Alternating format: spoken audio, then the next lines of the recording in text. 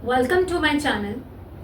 So today we will discuss what is the difference between memory loss and dementia and forgetfulness.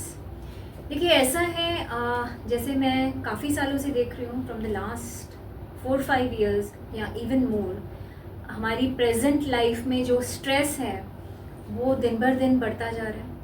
और ख़ासकर जो लोग working हैं with the fast pace of life, कई बार difficult हो जाता है बहुत सारी चीज़ों को याद रखना, रिमेंबर करना।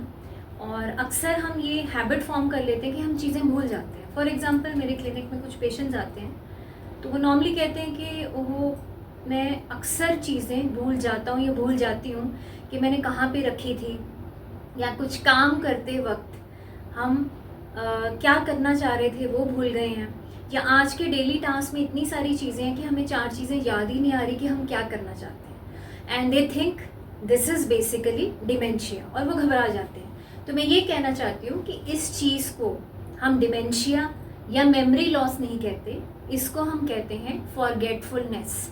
और ये जो फॉरगेटफुलनेस है इसके काफ़ी सारे कॉमन रीजंस हैं, और ख़ासकर ये उन लोगों में ज़्यादा है जिनमें एक तरह से एंजाइटी ज़्यादा होती है, लैक ऑफ कंसंट्रेशन है, फोकस नहीं होता, या बहुत ज़्यादा मल्टीटास्किंग जो लोग होते हैं कि बहुत सारी चीज़ें इकट्ठी करनी है, और पेशेंस लेवल कम होता है।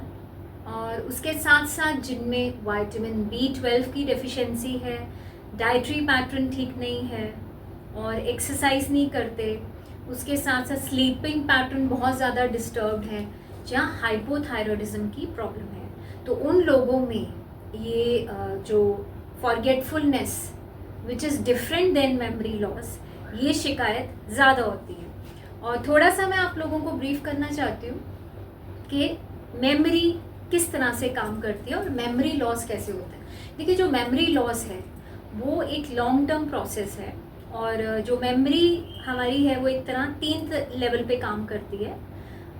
एक होता है सबसे पहले, जैसे आप मुझे सुन रहे हैं और देख रहे हैं, तो विजुअल एंड ऑडियो दोनों इन्फॉर्मेशन, या किसी तरह से हम कोई चीज़ देखते हैं या सुनते हैं, वो एक तरह से हमारे अंदर फीड होती है, रजिस्टर हो जाती है। तो that is one form which is register memory. Second is retain करना, वो चीज़ों को हम याद रखते हैं, रिटेन करते हैं। और जब हम ध्यान से सुनते हैं, देखते हैं चीज़ों को अच्छी कंसंट्रेशन के साथ, फोकस के साथ, तो वो एक तरह से रजिस्टर हो जाती है, रिटेन हो जाते हैं। उसके बाद चीज़ों को हम लंबे टाइम तक याद रख पाते हैं। That is called recall therapy. So ये 3 लेवल्स पे वर्क करती है मेमोरी।